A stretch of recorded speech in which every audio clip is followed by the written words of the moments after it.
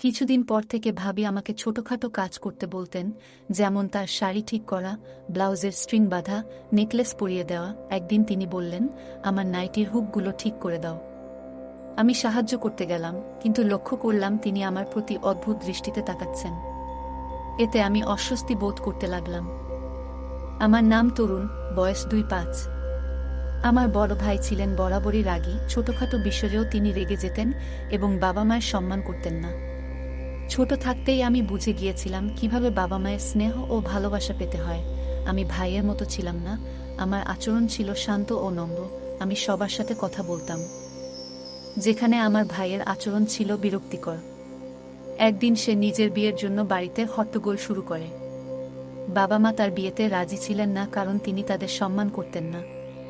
মা ভয় পেয়েছিলেন যে ভাই হয়তো তার স্ত্রীকেও সম্মান করবে না, কিন্তু ভাইও মেয়েটিকে ভালোবাসতেন।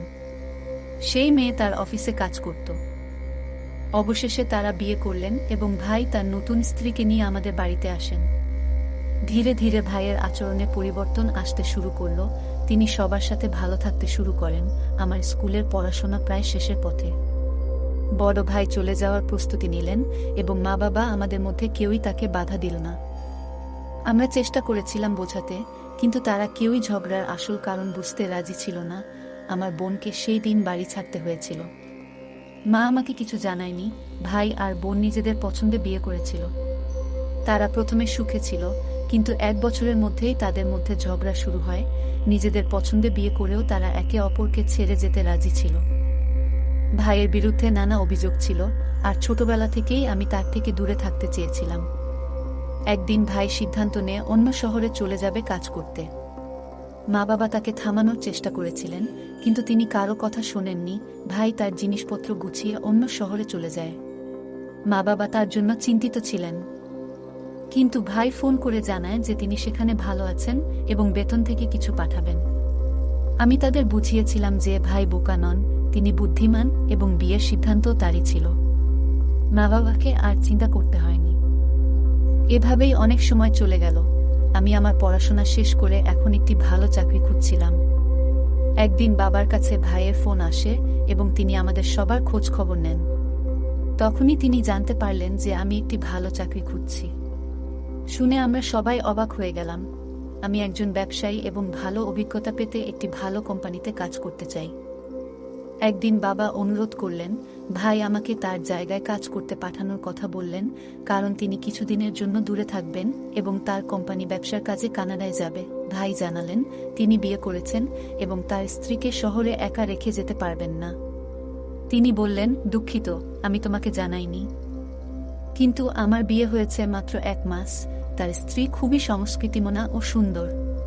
তারা দুজনেই এই শহরের বাসিন্দা এবং খুব খুশিতে একসাথে আছেন। আমার গল্পগুলো তোমরা শুনো, কিন্তু সাবস্ক্রাইব করো না। দয়া করে গল্পগুলো ভালো লাগলে চ্যানেলটি সাবস্ক্রাইব করো। ভাই তার প্রথম স্ত্রীকে ডিভোর্স দিয়ে নতুন মেয়েকে বিয়ে করেছেন। বাবা অনুরোধ করায় ভাই আমাকে তার সাথে পরিচয় করিয়ে দিতে রাজি হলেন। তিনি বললেন, তরুণকে আমার জায়গায় পাঠাতে হবে, এতে সে কাজের অভিজ্ঞতা পাবে এবং আমার স্ত্রীও বাড়িতে একা থাকবে না। আমি এবং তরুণ রেখে কানাডা থেকে ফিরে আসতে পারবো। বাবার মেজাজ একটু খারাপ হতে পারে ভাইয়ের বিয়ের কারণে, তবে এবারও তিনি রাজি হলেন এবং ঠিক করলেন আমি ভাইয়ের জায়গায় কাজ করব এবং তার বাড়িতে থাকব। আমি সেখানে গিয়ে দেখলাম ভাই খুব খুশি। আমাকে দেখে তিনি বললেন, এখন তোমার আগমন নিয়ে আর চিন্তা করতে হবে না, চল যাই। আমার ভাইয়ের আচরণ এখন অনেকটাই নরম হয়েছে, তবে তিনি সবসময় বাবা মার সাথে কড়া ছিলেন। একদিন তিনি বললেন, তোমার ভাবির সাথে পরিচয় করিয়ে দিই। তাকে তোমার কথা বলার পর থেকেই সে তোমার জন্য অধীর আগ্রহে অপেক্ষা করছে। প্রথমে সে চিন্তিত ছিল, একা এখানে কিভাবে থাকবে, তবে আমি বলার পর যে তুমি তার যত্ন নেবে, সে খুব খুশি হয়েছে। আমি যখন ভাইয়ের বাসায় পৌঁছালাম, তখন ভাবি দরজা খুললেন। তার বয়স ছিল কম, প্রায় 2-1 বছর, এবং তিনি খুবই সুন্দরী। তার চেহারার উজ্জ্বলতা দেখে আমি মুগ্ধ হয়ে গেলাম। এর আগে কোনো মেয়ের প্রেমে পড়িনি, কিন্তু ভাবি কালো, লম্বা চুল আর সৌন্দর্যে পাগল হয়ে গেলাম। ভাইকে দেখে বুঝতে পারছিলাম না কিভাবে এমন একজন সাধারণ চেহারার মানুষের সাথে ভাবি বিয়ে করেছেন। ভাই আমাকে স্বপ্ন থেকে জাগিয়ে বললেন, তরুণ, এটা তোমার ভাবি, তুমি তার সাথে দেখা করবে না? আমি দ্রুত সালাম দিয়ে ঘরের ভিতরে চলে এলাম। ভাবি চা তৈরি করছিলেন আর আমি বারবার তার দিকে তাকাচ্ছিলাম। ভাইয়ের বয়স ছিল ৩-২ আর ভাবি ২-৩। ভাবছিলাম এমন সুন্দর একজন মেয়ে কিভাবে এত বড় বয়সের মানুষের সাথে বিয়ে করলেন। তার নাম ছিল কাজল। তিনি জানালেন তিনি আগামীকাল কানাডা চলে যাচ্ছেন। এরপর আমাকে একটি ফাইল দিয়ে বললেন, তোমাকে আমার কাজগুলো করতে হবে। কোনো সমস্যা হলে ফোনে জানিও, আমি কোম্পানির ঠিকানা পাঠিয়েছি। সেখানে গিয়ে সব তথ্য পাবে। আমি সব বলে রেখেছি। ভাই কানাডায় যাওয়ার সময় বললেন, তোমার ভাবি কিছুদিন আগে সিডি থেকে পড়ে গিয়েছিল এবং এখনও ব্যথায় কষ্ট পাচ্ছে। তাকে ডাক্তারের কাছে নিয়মিত নিয়ে যেতে হবে এবং তার যত্ন নেওয়া তোমার দায়িত্ব। তার মা বাবাও এখানে নেই, তাই তুমি ছাড়া আর কেউ নেই। আমি আশ্বাস দিলাম, তুমি চিন্তা করো না, আমি ভাবির যত্ন নেব। ভাই যখন রওনা হলেন, আমি এবং কাজল ভাবি একসাথে থেকে খুব কম কথাই বলতাম। আমি ঠিকানা নিয়ে ভাইয়ের অফিসে গেলাম এবং তার পরিবর্তে কাজে যোগ দিলাম।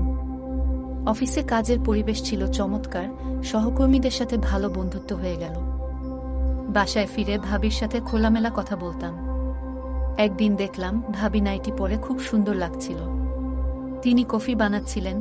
আমি নিজেও বানাতে চেয়েছিলাম, কিন্তু তিনি আমাকে বাধা দিয়ে বললেন, কোথায় যাচ্ছ?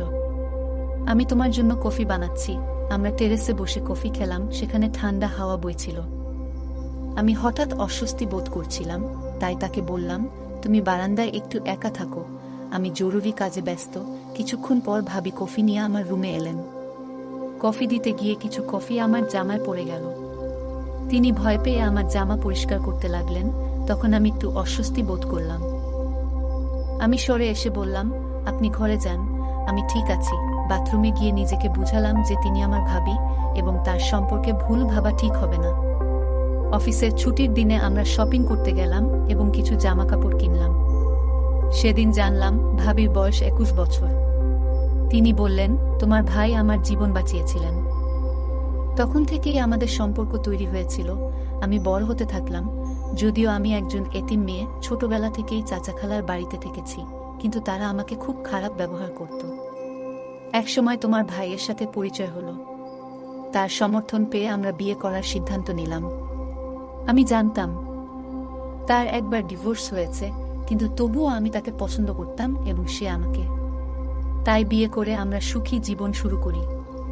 আমাদের বিয়ের কথা তোমাদের পরিবারকে জানানো হয়নি, কারণ তারা হয়তো ভাববে তাদের ছেলে একজন এতিম মেয়েকে বিয়ে করে বাড়িতে এনেছে, তাও যৌতুক ছাড়াই। আমি বললাম, আমার মা বাবা ভালো মানুষ, কিন্তু ভাই বিয়ের পর অনেক বদলে গেছে। সে এখন আগের চেয়ে অনেক নরম স্বভাবের। কাজল ভাবি সব ছেড়ে আমাকে যত্ন নেওয়ার দায়িত্ব নিয়েছিল। কিন্তু ভাই কানাডায় যাওয়ার পর থেকে আমি লক্ষ্য করলাম ভাবি নতুন জামাকাপড় পরছে, যা দেখে আমি অবাক হলাম। কেননা তার পুরানো পোশাকের সাথে এই পরিবর্তনটা বেশ চোখে পড়ল। আমি ভাবলাম হয়তো তিনি এসব বিষয়ে খুব একটা পাত্তা দেন না। তার চোখে আমি ছোট ভাইয়ের মতো, তাই সে আমার সামনে আরামে এমন জামাকাপড় পরছে।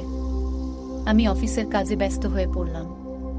বস আমার কাজ দেখে খুব ইমপ্রেসড হলেন এবং আমাদের একটি প্রজেক্টে কাজ করার জন্য আমন্ত্রণ জানালেন।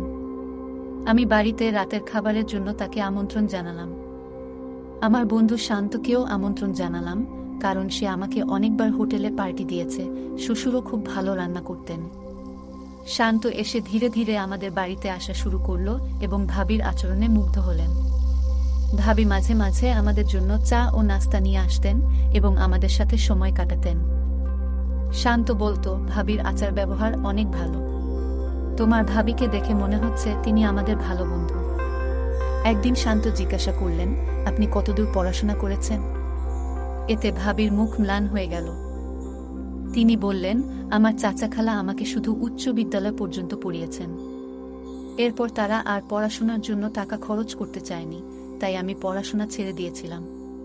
আমি বললাম, এখন তুমি পড়াশোনা করতে পারো। আমার ভাই তোমাকে এই বিষয়ে সমর্থন করবে। আমাদের শহরে খুব ভালো স্কুল আছে, চাইলে তুমি বাড়িতে প্রাইভেট পড়তেও পারো। ভাবি বললেন, আমি কয়েকদিন আগে আহত হয়েছিলাম, যার কারণে শরীরে ব্যথা হয়।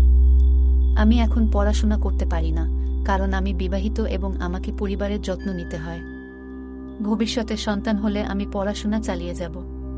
তার কথা শুনে আমি ও শান্ত ভাবিকে আরও উৎসাহিত করলাম। এভাবে আমাদের নতুন জীবনের শুরু হলো, যেখানে আমি ভাবিকে আরও ভালোভাবে চিনলাম এবং আমরা সবাই একসাথে সুখে থাকতে শিখলাম। আমি আমার ভাবিকে বললাম, তুমি খুব ভালো একটা বুদ্ধি দিয়েছ। আমরা সিদ্ধান্ত নিলাম যে তাকে ভর্তি করাবো, কিন্তু ভাবি বলল, এই সিদ্ধান্ত নেওয়ার আগে তোমার ভাইয়ের অনুমতি নিতে হবে। তার অনুমতি পাওয়ার পরেই ভাবি ভর্তি হতে রাজি হলো। তিনি বললেন, পড়াশোনার আমার খুব শখ ছিল। আমি বললাম, সবকিছু আমি সামলে নেব, তোমার চিন্তা করার দরকার নেই। ভাবি চিন্তিত মুখে বললেন, কিন্তু আমি স্কুলে গেলে সবাই ঠাট্টা করবে। আমি প্রাইভেট পড়াশোনা করতে চাই, কিন্তু বাসায় বসে পড়লে অনেক কিছুই বুঝতে পারবো না। আমি তাকে আশ্বস্ত করলাম, তুমি চিন্তা করো না, আমি তোমাকে সব বুঝিয়ে দেব। আমি তাকে একটি প্রাইভেট স্কুলে ভর্তি করালাম, যেখানে সে বাসায় বসেই পড়াশোনা করতে পারবে। ভাবি এতে খুব খুশি হলো। আমি নিয়মিত তাকে সাহায্য করতে লাগলাম। আমাদের বন্ধুত্ব আরও গভীর হতে থাকল এবং ভাবি আমার পরিবারের প্রশংসা করল। এক রাতে ভাবি আমাকে তার রুমে ডেকে নিয়ে গেলেন। তিনি বললেন, আমার পিঠে খুব ব্যথা হচ্ছে, ডাক্তার তেল দিয়েছে, কিন্তু তোমার ভাই যখন মালিশ করত তখন আরাম হতো। এখন সে নেই, তুমি একটু সাহায্য করবে? আমি তাকে তেল মালিশ করতে লাগলাম, কিন্তু লক্ষ্য করলাম তিনি অদ্ভুতভাবে আমার দিকে তাকাচ্ছেন। দ্রুত কাজ শেষ করে বললাম, আমার ঘুম আসছে, এবং রুমে চলে এলাম। কিছুদিন পর থেকে ভাবি আমাকে ছোটখাটো কাজ করতে বলতেন, যেমন তার শাড়ি ঠিক করা, ব্লাউজের স্ট্রিং বাঁধা, নেকলেস পরিয়ে দেওয়া। একদিন তিনি বললেন, আমার নাইটির হুকগুলো ঠিক করে দাও। আমি সাহায্য করতে গেলাম, কিন্তু লক্ষ্য করলাম তিনি আমার প্রতি অদ্ভুত দৃষ্টিতে তাকাচ্ছেন। এতে আমি অস্বস্তি বোধ করতে লাগলাম এবং ধীরে ধীরে তার থেকে দূরত্ব বজায় রাখতে শুরু করলাম। একদিন তিনি বললেন, তুমি আমাকে নাম ধরে ডাকো, আমি তোমার সমবয়সী। আমি বললাম, না, তুমি আমার ভাবি, আমি তোমাকে সম্মান করতে চাই। এরপর এক রাতে দরজায় টোকা পড়ল। ভাবি এসে বললেন, আজ রাতে তোমার রুমে ঘুমাবো, বাইরে বজ্রপাত হচ্ছে, আমি খুব ভয় পাচ্ছি। আমি বললাম, তুমি শুয়ে পড়ো, আমি জেগে থাকব। এভাবে আমাদের সম্পর্কের মধ্যে কিছুটা দূরত্ব আসতে লাগল, কিন্তু আমি তাকে সম্মানের সাথে সবসময় সাহায্য করে যেতাম। আমি আমার ভাবিকে বললাম, তুমি এত বড় হয়ে ভয় পেও না, আমি তোমার কাছেই আছি। তুমি যদি কোনো সমস্যা অনুভব করো, আমাকে জানাও। তিনি আমার কথায় কান্না দিয়ে আমার বিছানায় শুয়ে পড়লেন। আমি কিছুটা অস্বস্তি নিয়ে পাশে দাঁড়িয়ে রইলাম। তিনি বললেন, তুমি ওখানে কেন দাঁড়িয়ে আছো? এসে শুয়ে পড়ো। কথাগুলো শুনে আমি অদ্ভুত লাগল। আমি বললাম, আমি একটু অফিসের কাজ করব। তারপর ল্যাপটপ নিয়ে বসে পড়লাম এবং ভাবির ঘুমানোর জন্য অপেক্ষা করতে লাগলাম। যখন দেখলাম তিনি গভীর ঘুমে আচ্ছন্ন, তখন আমি ধীরে ধীরে উঠে সোফায় শুয়ে পড়লাম। সকালে তিনি জেগে উঠে জিজ্ঞেস করলেন, তুমি কেন সোফায় শুয়েছিলে? তুমি কি আমার জন্য বিরক্ত? আমি তাকে আশ্বস্ত করলাম, এমন কিছু না, চিন্তা করো না। এরপর থেকে ভাবির সাথে আমার কথা কমে গেল। আমি কাজে ব্যস্ত থাকতাম, আর সে মাঝে মাঝে অভিযোগ করত, তুমি আগের মতো আর আমার সাথে কথা বলো না, আমাকে কোথাও নিয়ে যাও না। আমি বললাম, অফিসের কাজে অনেক চাপ, তাই তোমার জন্য সময় বের করতে পারছি না। বলে দুঃখ প্রকাশ করে নিজের রুমে চলে গেলাম এবং দরজা বন্ধ করলাম। কিন্তু সেই রাতেই তিনি আবার আমাকে ডেকে বললেন, আমার কোমরটা একটু মালিশ করে দাও। আমি মালিশ করতে লাগলাম। হঠাৎ তিনি উঠে বসে বললেন, তুমি কি পছন্দ করো সেটাও তো বলো না।